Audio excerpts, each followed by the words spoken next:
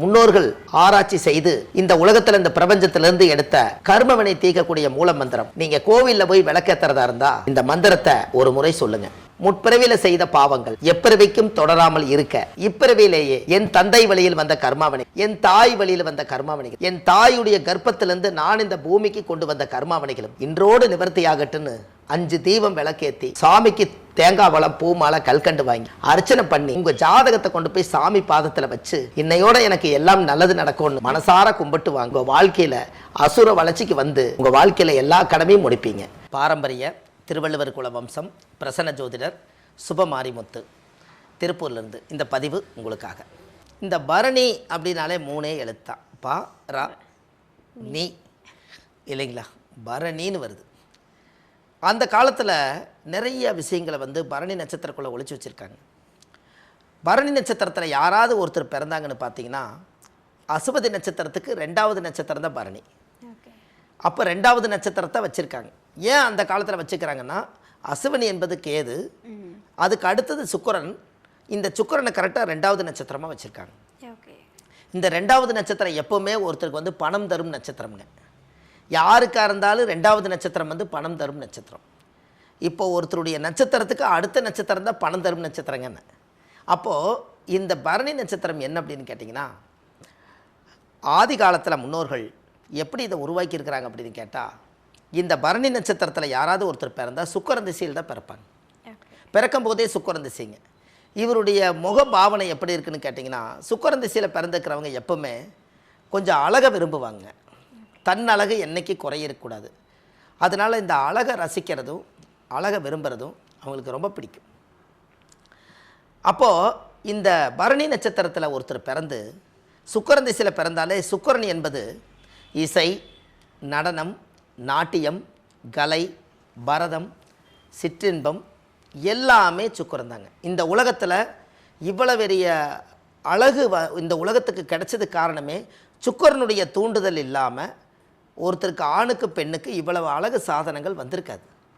அதுக்கு சுக்கிரன் தான் காரணமுங்க. என்ன அந்த காலத்திலேயே ஒரு நாட்டியம், பரதநாட்டியம் ஆடுவாங்க. ஒரு பரதநாட்டியத்துக்கு என்னென்னலாம் தேவை? வாத்தியம் தேவை, ஆறுமணியம் தேவை இல்லைங்களா, ஆறுமணியம் தேவை, வீணை தேவை, ஜிஞ்சா தேவை இல்லைங்களா. இப்படி எல்லா இசை கருவிகளையும் வச்சு ஒரு நாட்டியம் ஆடும்போது அந்த நாட்டிய மேடை வந்து சுக்கிரனாக மாறிடுமா. அப்போ சுக்கிரன் என்பது வசீகர பவர். எல்லோரும் பாருங்கள், பரணி நட்சத்திரத்தில் பிறந்துக்கிறவங்க தரணி ஆண்டாங்கன்னு அந்த காலத்தில் சொல்லுவாங்க. அது என்ன பரணி ப்ளஸ் தரணி அப்படியெல்லாம் இல்லை. தரணி ஆழ்வார் என்னென்னா, அந்த நட்சத்திரத்தில் பிறந்தவருக்கு ஒரு தனி சிறப்பு என்னென்னா, அவர்கிட்ட ஒரு வசீகர பார்வை இருக்குங்க. அவர்கிட்ட பார்வை ப்ளஸ் பவர்.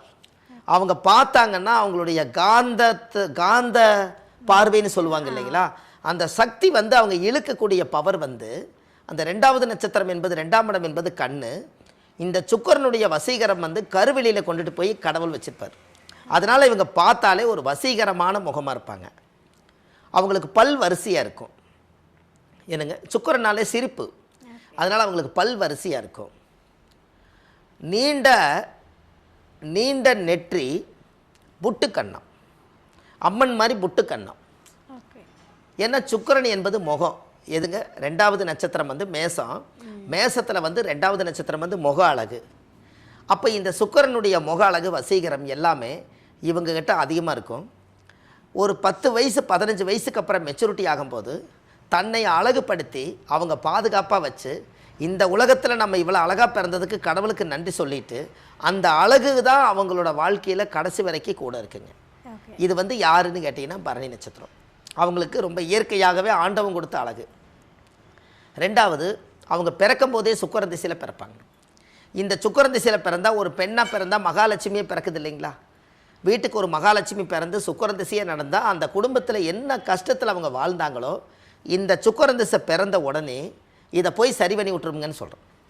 அப்பா கடனாளியாக இருப்பார், அம்மா வேதனைப்பட்டு கிடப்பாங்க, தொழில் நொழிஞ்சு கிடக்கும், தொழிலெல்லாம் நசிஞ்சு போய் என்ன பண்ணுறது ஏது பண்ணுறதுன்னு இப்படி ஒரு இருக்கும்போது அந்த சுக்கிரன் திசையில் இந்த குழந்தை பிறந்து 1 வருஷ காலம் எப்படியாவது இவங்களை வளர்த்தி வாழும் பண்ணிட்டாங்கன்னா இவங்க தலையெடுக்க ஏதோ ஒரு வழியில் அவருக்கு காசு, பணம், பொருளாதாரம் எல்லாம் உருவாகி இந்த கடங்கச்சி எல்லாம் அடைச்சி இந்த குழந்தை வளர்த்துறதுக்கு உண்டான சக்தி அந்த குடும்பத்துக்கு வந்துடும்.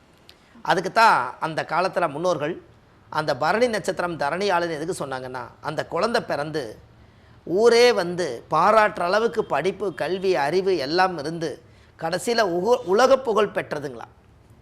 பரணி நட்சத்திரம் வந்து உலக புகழ் பெற்றது. பாருங்கள், அவங்ககிட்ட அறிவு இருக்கும், கல்வி இருக்கும், ஞானம் இருக்கும், வித்தை இருக்கும். இத்தனை வச்சு அந்த குழந்தை பொழைச்சிக்குங்கன்னு. அதனால தான் பரணி தரணி ஆளுன்னு சொன்னாங்க. அவங்க என்றைக்குமே கூட்டு குடும்பத்தில் இருக்கிறத விட தனியாக வெளியில் வந்தால் அதோட தனித்திறமை அவங்களுக்கு நல்லாயிருக்கும். ஆமாங்க, தனித்திறமை அவங்களுக்கு ரொம்ப நல்லாயிருக்கு. அப்போ அதனால தான் பரணி தரணி ஆளுன்னா, இவர் போய் வெளியில் போய் ஒரு போர்லையும் கூட போய் ஜெயிச்சுட்டு வந்ததுனால தான் அந்த நாட்டவே அந்த காலத்தில் ராஜாவுக்கு எழுதி வச்சதுனால நாடே தரணி ஆண்டிருக்கிறார் இல்லைங்களா.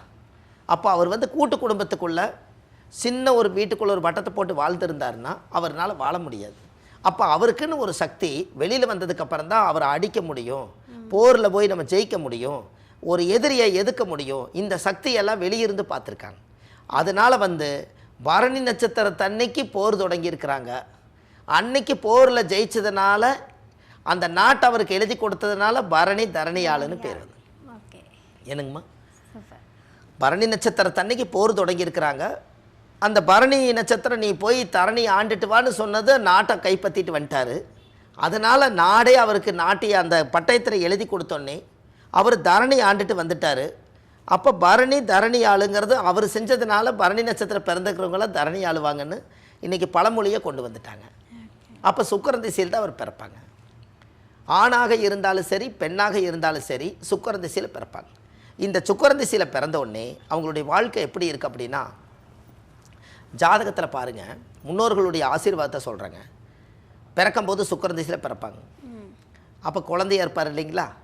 குழந்தையாக இருக்கும்போது சுக்கிரன் திசையில் பிறந்தா அவங்க வாழ்க்கையில் ஒரு 20 வருஷம் சுக்கிரன் திசைனா ஒரு பாதியாவது கர்ப்பத்தில் இருக்கும் இல்லைங்களா. தாயுடைய கர்ப்பத்துக்குள்ளே தொப்புள் கொடியை அறுக்கும்போது 10 வருஷம் சுக்கிரன் திசை இருந்தால் அப்போ அந்த குழந்தைக்கு 10 வயசு வரைக்கும் சுக்கிரன் திசை நடக்கும். அதுக்கு அடுத்தது சுக்கிரனுக்கு அடுத்து சூரியன் திசை ஒரு 6 வருஷம். 16 வயசுங்கும் போது இவர் படிக்கிற காலமாக இருக்குது. 16 வயசுக்கு மேலே சுக்கிரன் திசை முடிஞ்சு சூரியன் முடிஞ்சு சந்திரன் திசை 10 வருஷங்க. அப்போ 26 வயசு ஆயிரும். அப்போ 26 வயசுங்கும் போது குடும்பத்துக்குள்ளே அவரும் ஒரு பொறுப்புள்ள மனிதராக இருப்பாருங்களா. என்னங்கம்மா, கண்டிப்பாக பொறுப்புள்ள மனிதராக இருப்பார். அப்போ 26 வயசு வரும்போது படித்து முடிச்சிருவார், கல்யாணத்துக்கு தகுதி ஆயிடுவார். ஒரு பெண்ணை வந்து திருமணம் பண்ணி வாழ்க்கையில் வாழ்கிறதுக்கு இந்த உடம்பு, தேகம், மனசு, எண்ணம், புத்தி எல்லாம் தைரியத்தை உருவாக்கிடும். இந்த 26 வயசு 26 வயசில் இவருக்கு வாழ்க்கையில் அப்போது சுக்கிரன் திசை முடிஞ்சு சூரியன் முடிஞ்சு சந்திரன் வரும்போது 26 வயசு. அப்போ செவ்வாய் திசையில் தான் அவருக்கு கல்யாணங்க. செவ்வாய் வந்து 26 வயசுக்கு மேலே செவ்வாய் திசை 7 வருஷங்க.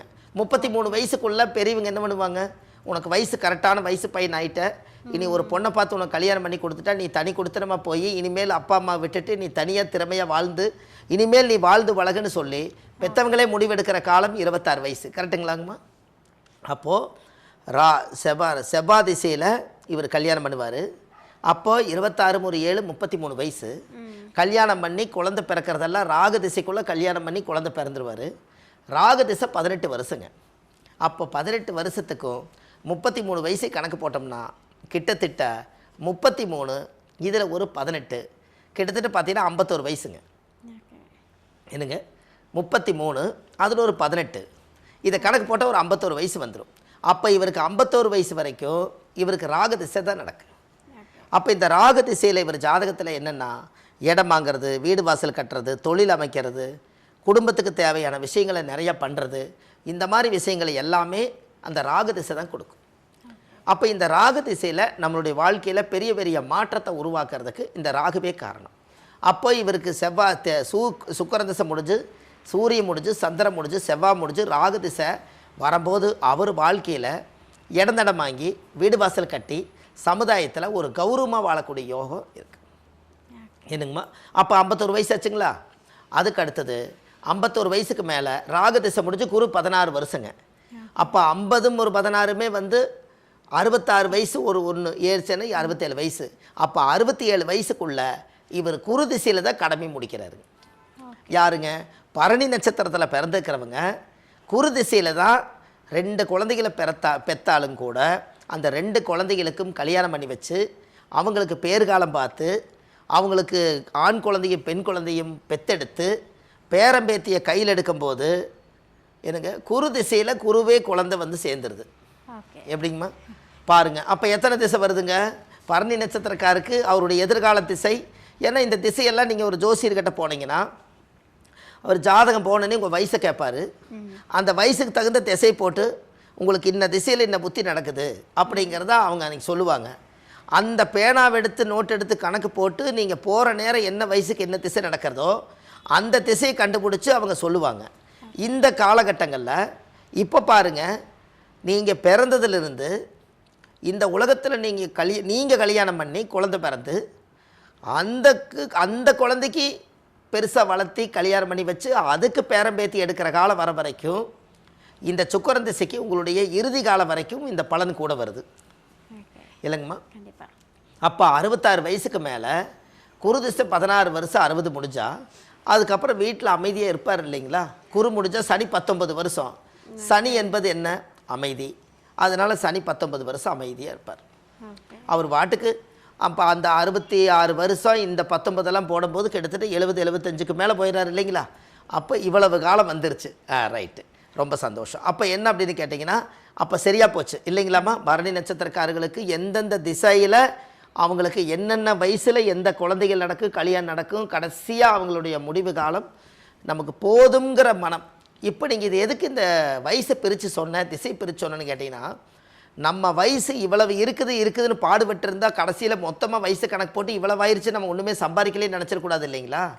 அப்போ நம்ம 60 வயசுக்குள்ளே நம்மளும் வாழ்ந்து முடிச்சுட்டு நம்ம குழந்தைகளுக்கும் கடமை முடிச்சுட்டு 60 வயசில் ரிட்டையர்ட் ஆகும்போது நம்ம மேலே கடன் இருக்கப்படாது, நம்ம பேரில் சொத்து வேண்டாம், நிம்மதி இருந்தால் போதும், குழந்தைகளை படிக்க வச்சு அவங்கள நல்லா ஒரு கல்யாணம் பண்ணி வச்சுட்டா போதும். நம்ம காலத்தில் நம்ம ஏதாவது நாளைக்கு ஏதாவது ஒரு நல்லது கெட்டது ஆயிடுச்சுன்னா இந்த குழந்தை யார் பார்த்துக்கிறது? இந்த கவலையெல்லாம் வாழ்கிறதுக்கு முதல் நம்மளுக்கு திசை வரிசை தெரிஞ்சால் தானே நாம் இனி முடிவு பண்ணிக்குவோம். இப்போ பாருங்கள், இந்த வீடியோ பதிவு கேட்குறவங்களுக்கு ஒரு நல்ல செய்தி. நான் சுக்கிரன் திசையில் பிறந்தா அவர் சொல்லிக்கிறாரு. சுக்கிரன் திசை வந்து சூரிய திசையில் நான் 16 வயசு வரைக்கும் தான் இருப்பேன். 16 வயசில் தான் எனக்கு திசை முடியும்.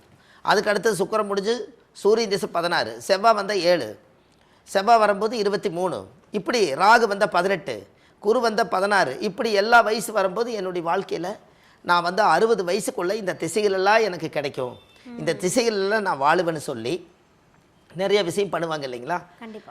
அதுக்காகத்தான் நம்ம மக்கள் வந்து இந்த மாதிரி ஒரு விஷயத்தை நம்ம வந்து தெரியாமையே போயிடக்கூடாதுங்க. நாம் இப்போ இந்த விஷயத்தை நம்ம சொல்லலைன்னா அவங்களுக்கு ஜோதிடம் தெரியாது, வர்ற மக்களுக்கு என்ன தெரியும்? ஜோதிடம் தெரியாது. அப்போ நம்மளுக்கு என்ன திசை நடக்குது, எந்த வயசு நடக்குதுன்னே தெரியாது. ஒரு ஜோதிடர்கிட்ட கொண்டு போய் காமிச்சா தான் அவர் ஜாதகத்தை பார்த்து உங்களுக்கு இந்த திசை முடிஞ்சு இன்னொரு திசை நடக்குதுங்க, அந்த திசையில் நீங்கள் இந்த கோயிலுக்கு நீங்கள் போங்க, இந்த பரிகாரம் பண்ணுங்க, இதெல்லாம் சொல்லுவாங்க.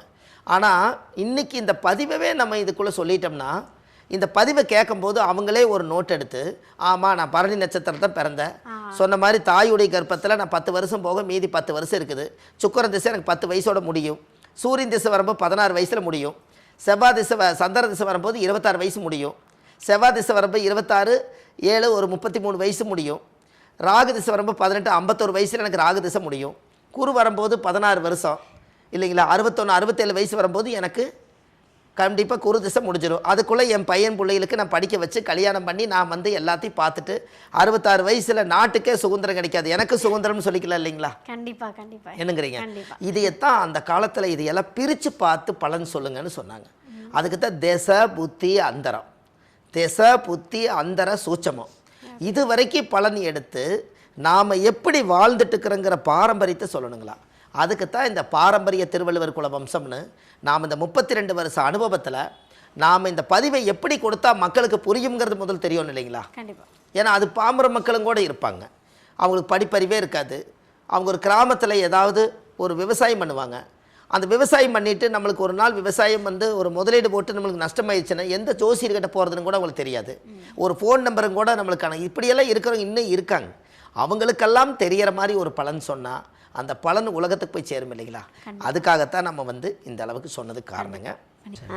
ஐயா இப்போ நீங்கள் பரணிக்கு வந்து ரொம்ப அழகான பலன்கள்லாம் கொடுத்துருக்கீங்க. பேசும்போதே சொல்லிட்டீங்க, என்ன பிரச்சனை வந்தாலும் சரி நீங்கள் இந்த கோவிலுக்கு மட்டும் போயிட்டு வாங்க, உங்கள் பிரச்சனை எல்லாம் வந்த வழியே போயிடும் அப்படின்னு சொல்லிட்டு கண்டிப்பாங்க. இப்போ எதிர்பார்த்துருப்பாங்க இல்லையா, அது என்ன கோவில்னு அதை சொல்லிடலாமா?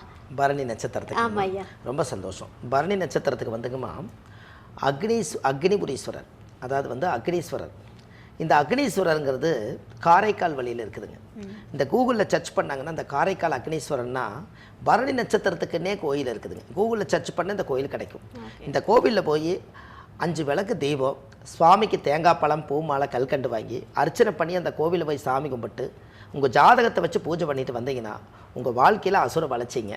வாழ்வது ஒரு முறை, வாழ்த்தட்டும் தலைமுறை. அருமையா.